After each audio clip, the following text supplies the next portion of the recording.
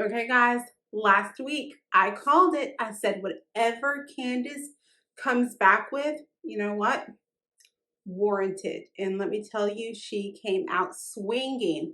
Aside from the Candace and Ashley argument this week or discussion and the Candace and Giselle discussion, I really felt this episode was so slow. Of course, this leading into the really big drama between Mia and Wendy next week. But other than that, it was a filler episode. So kind of snoozeville.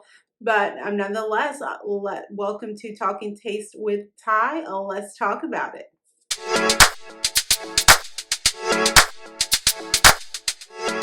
Well, the episode picks up right where it leaves off. And this is at the table at the vineyard, and Ashley and Candace are going back and forth. And Candace just simply puts out there, like, listen, your husband, talking to Ashley, leaves you to go to, and they bleep the guy's name out, and to suck his D. And just for a split second, you saw Ashley's face like drop. And then she quickly pulled it together in, the Ashley fashion of, oh, well, you're trying to deflect. You're trying to deflect. And yeah, Candace, just lays into where everyone at the table. I think that was really the best part of the episode was watching everyone's reactions. They were like, woo, woo, woo. Didn't know it was going here. But it went there again. As Candace said in her confessional, you wanted smoke? There's your smoke. Here, take it. And left Ashley stunned.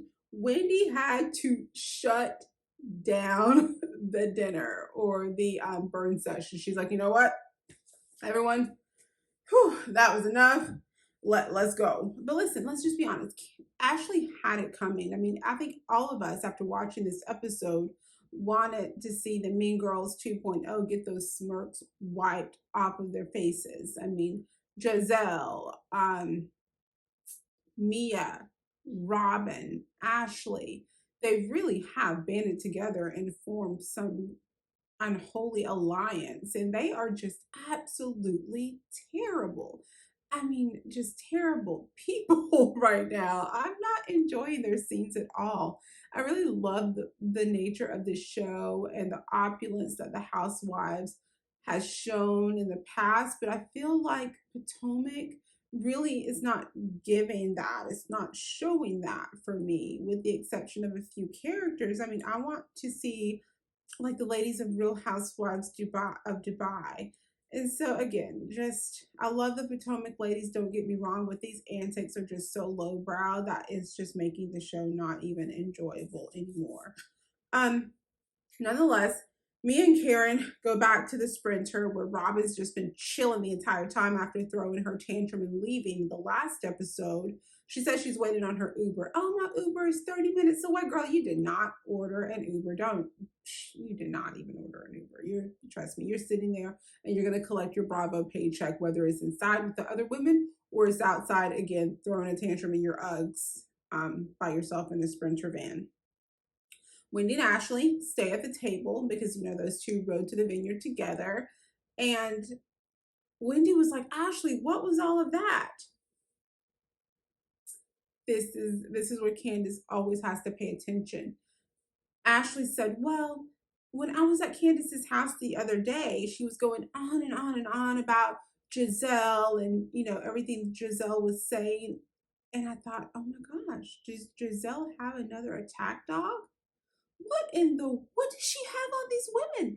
And Ashley mentioned that Giselle knows her secrets. What does she hold over Ashley and over Robin to make them defend her when she's absolutely indefensible sometimes? And so Ashley really just went in there as Giselle's attack dog. Like, oh, well, I just wanted to bring it out to the group that, other women have had problems with Chris as well. Like, no, you and Giselle sat down and made this up before the season started, and you had to, again, get the show started, get the drama started. And Candace was your target. Candace was Giselle's target. When Candace had you at her home breaking bread, she thought Giselle was her only enemy, and wrong. she's gonna have to fight off all of you heifers. So um Candace takes this time at the vineyard to ask Giselle, like, hey, can I talk to you for a minute? So they're walking out of the terrace, and Giselle is like trying to be all like nonchalant, like nothing's happening. Like, oh, look at this view. Did you see the view? Candace was like, yeah, it's lovely. Let's sit down and talk about what happened here, like what's going on. And she just asked her, like, listen, let's just go back from the beginning. What happened? Essentially, you've gotten into a he said, she said. Giselle saying Chris invited her back or suggested they go back to her dressing room, which was in a hotel, so essentially a hotel room. Chris is saying that Giselle is the one that made the suggestion. I believe Giselle can't keep her story straight because if we rewind a few episodes ago when this drama all first broke off, she said she invited Chris back thinking that her team was still there. Her glam squad was still there, not knowing her glam, using that term loosely, had already just departed. So again, she's like, well, why did you feel uncomfortable? Well, I'm in this room and alone with someone else's husband, with a man that's not mine. But again, we get back to, did he say anything? Did he do anything? Did he leave when you asked him to leave? No, he didn't do anything. No, he did not say anything. Yes, he asked. Yes, he left when I asked him to leave.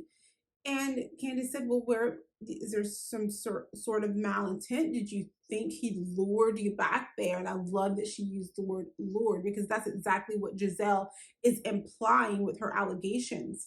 And well, I didn't say he lured. No, you're implying that he lured you back to an empty room.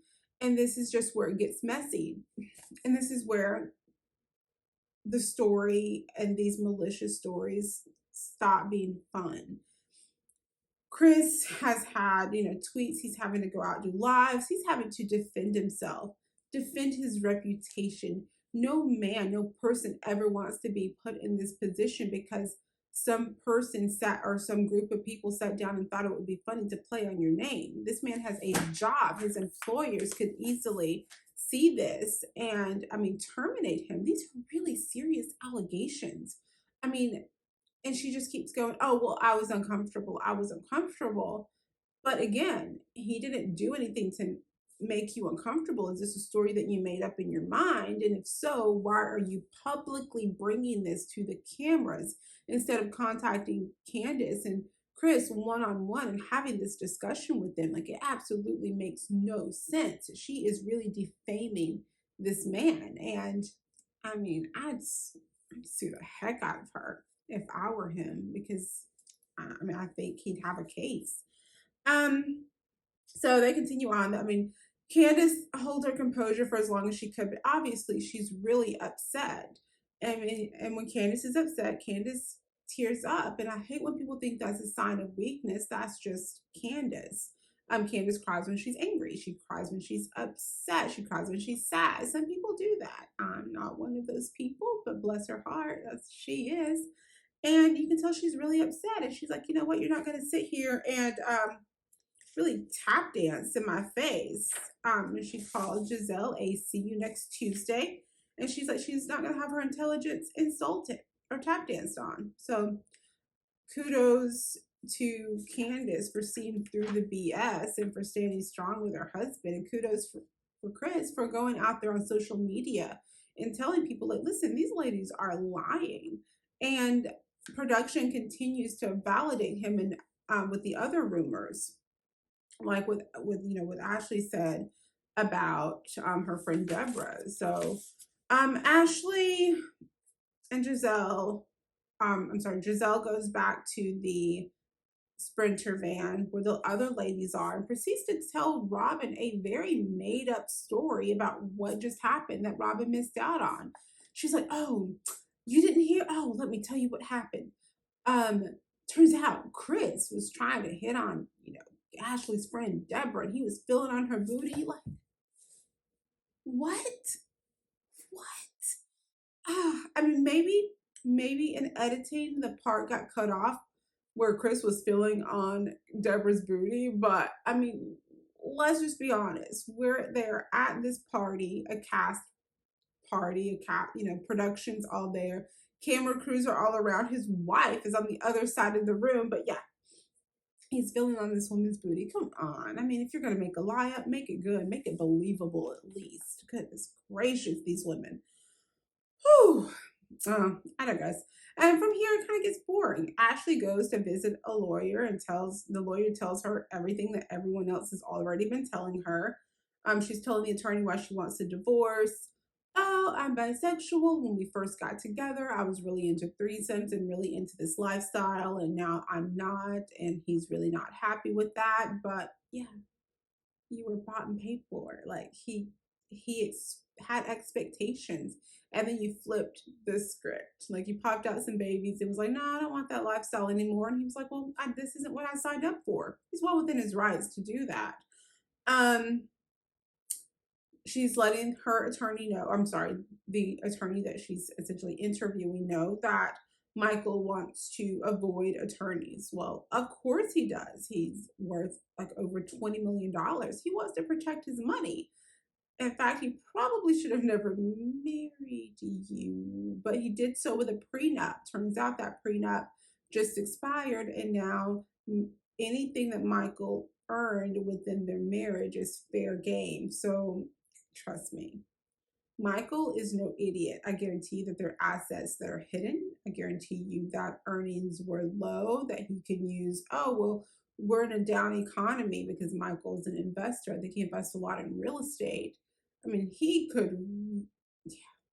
I feel like Ashley's not going to walk away with what she thinks she's going to walk away with because, again, I think Michael earned the majority of his money before he met Ashley. Um, Nonetheless, she's asking the attorney, should I buy a house with Michael? And she's like, well, no. Honey, he can come back and take that back at any time. He could sell it out from under you. I mean, no, don't do that. But again, I think for the lifestyle that Ashley wants to live, she thinks she's going to walk away with millions and millions and millions and buy, this opulent home and live this kind of lifestyle, maybe like Karen does or Charisse. But again, I don't think that's the case. I guarantee you that when Michael married someone 29 years younger, that his attorney and his team made sure that he was protected because I'm pretty sure most of them understood why she was there and what she was there for. Like this marriage always had an expiration date. Um, okay, then we go over to this weird I'm awake. I promise I'm awake. My God, this was so boring. It was so boring and so stupid. Mia, Charisse, Jacqueline at a spa. Charisse, she just looks so uncomfortable. Like her body just looks like so tight and she always seems so sleepy. And then Mia apparently loves Charisse now. Oh, Charisse, I just like her. As she throws subtle shade about Charisse with two I's, two S's, and she does talks about her eyelashes almost always falling off or sliding off of her eyelids. Charisse, Mia's not your friend either. Mia thinks that being friends with you because you have money is a come up for her. That's the only reason she's befriending you. And you're only befriending her because you need someone to film with so you can try to get back on the show and try to be a champagne flute holder, which I hope they don't do. I really have no desire to see sleepy Charisse on my TV screen again. Like she's so boring. So Mia, Charisse, and Jacqueline are there. Charisse asks Mia about her health. Mia's like, oh, it's just some lumps here, some growths here, but it's not an emergency. I don't have to have them removed. I can have them removed later. And I thought, sure. Again, I think we all are afraid to say that Mia's lying, but I think we all know deep down that Mia's lying. Um, she tells Charisse about her childhood and how close she and Jacqueline are and why they are so close and like sisters. And again, she throws her mom back under the bus about her mom's drug problem. Jacqueline's mother stepped in as a foster mom for Mia. Mia's father passed away while he was in prison. Jacqueline was there through all of that. and they have this amazing unbreakable bond that even when they argue like sisters and they make up shortly after. I mean, I don't think they've made up after these latest arguments because Mia has kind of gone in the gutter, and I think that both of them are fighting for status for a spot on this show, maybe. Because I'm hoping that after next week's episode, Mia is on the chopping block.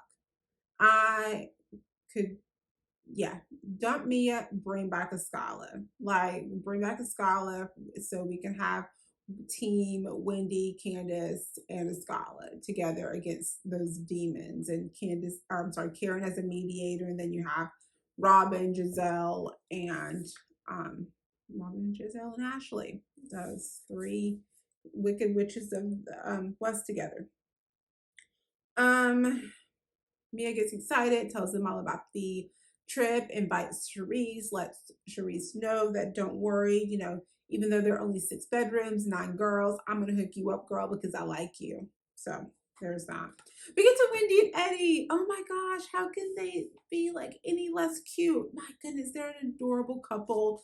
Wendy's just recounting to Eddie everything that's been going on, talking about, her mom and how that's made her put a lot of things in perspective about herself and how she attacks and leads her own life. And Eddie was like, yeah, you should probably, slow down. And by slowing down, that means not investing in the night spot that she was discussing with Peter. So that means keeping her $300,000 in her pocket and letting that earn interest in her investment accounts instead of letting Peter Thomas squander her money. Again, I'm not sure. He just seems shady. I wouldn't give him a dime. So I'm glad that she came to that conclusion, but they're an adorable couple. She was telling him about the drama at the vineyard and the girls all arguing. And he's like, man, you guys are drama. And she's like, yeah, we're going to Miami. I love it. Eddie's face is just like, I married this brilliant lady and now she's on this trashy TV show, which we all love. But oh gosh, you can just see him shake his head like, honey, this is so beneath you. But yeah, she's like, girl, I don't like it. I don't like meeting these women. I might have problems with this person, and this person, but I'm not missing a trip to Miami because I love Miami and I don't blame her. I would pay them dust and enjoy the free trip. Then we get to Giselle and Robin. They go into a boutique and they are there to shop for the trip. I did enjoy the montage of Giselle's non-dancing. Giselle, oh my gosh, between Giselle and Robin, I'm not sure who dances worse. I'll go with Robin. I'm gonna go with Robin dances worse, but Giselle talks about how she can't twerk, but somehow her twerk game is stellar in Miami. Yeah. She was telling Robin about Ashley and Candace arguing, and Robin was like, oh my goodness, doesn't Candace have enough to deal with? Like, Robin, I thought you were on their side. Weren't you just breaking bread with them 2 episodes ago, kind of on their side and seeing like, oh, Chris would never, I totally believe Chris, and telling Giselle not to bring this to camera, and then telling Ashley or reminding her that he wasn't in her DMs. He responded to the story, and now you just flipped around to the other side so quickly. Again, Candace, these girls are not your friends. Not your friends. My hope for Candace is that she becomes, a Cardi B, a K Michelle, someone whose music career and career outside of this show takes off to such great heights that she can leave these heifers behind and say, deuces, I hated you all to begin with. Now watch me glow and grow. Like, that's what I hope for her. I hope she doesn't have to stay here too much longer. I mean, I've done my part. I've downloaded her album. I've listened to some of it. I think she's really talented. I like her tone, but I also like a deeper register, like Anita Baker and Toni Braxton.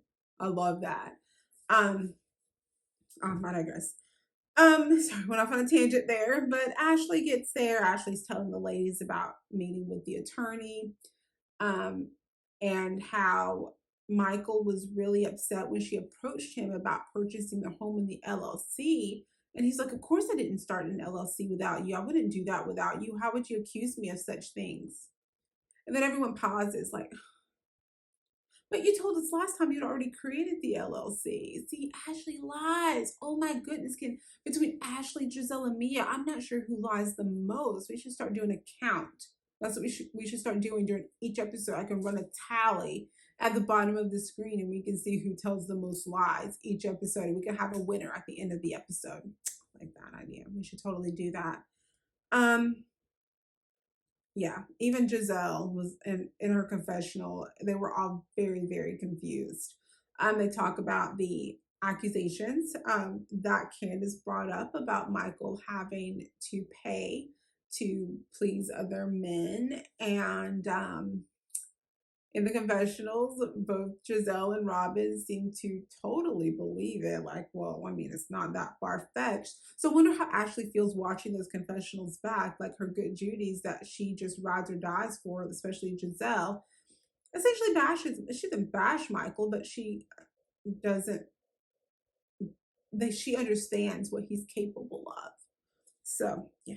And Ashley did say that Michael was in the Bahamas, and I can say Michael is avoiding these cameras at all cost. Smart man, stay away from the cameras. Um, Robin did say something I did not like, and this was about Chris's tweets, and how Giselle was like, "Oh, did you see the tweets from Chris?" And Robin's like, "Oh my gosh, I can't believe Candace is like going back and probably dramatizing all of these stories to him." Robin, you again, you broke bread with them. You were on their side. You talked, I mean, how can you just flip-flop like so quickly? I get you right for Giselle, but I mean, right is right and wrong is wrong. And you are not on the right side of this story. But you rarely are on the right side of any story. So I mean, I guess this is just who you are. Um, but Giselle was, not happy. She's like, "I'm never speaking to Chris again. Like, well, I'm sure he never wants to have anything to do with you either. I mean, you accused him of SA possibly. I mean, you had some very, very, very lewd implications surrounding that big tall tale that you told.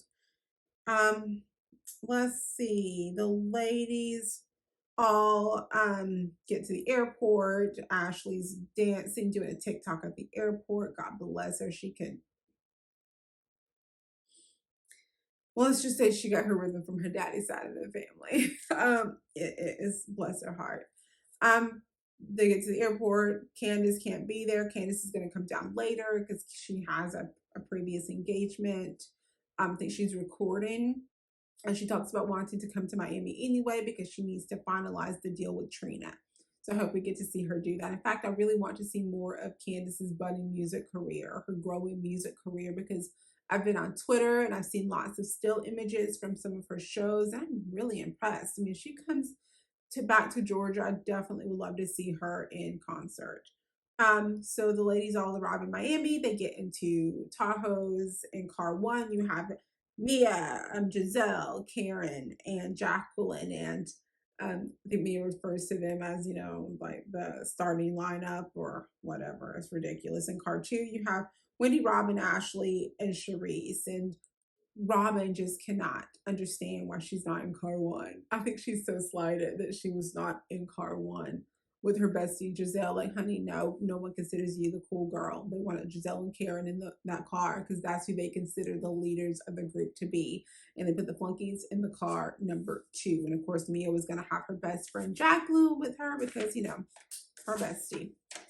And we're driving to the home. Their cars are driving to the home, and everyone's so excited. But then they noticed they were in a residential neighborhood.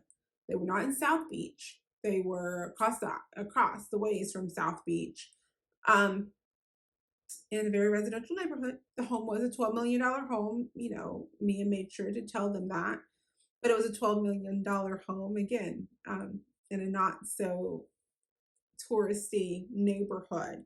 The house was gorgeous. All six bedrooms of the house was gorgeous. And they arrive and they have chefs and cooks and staff there waiting on them with food. It's a lovely setup, and everyone thinks the house is beautiful. They may not love the location, But the home itself is gorgeous. One funny moment, you start to see a crack in the friendship that is Jacqueline and Mia.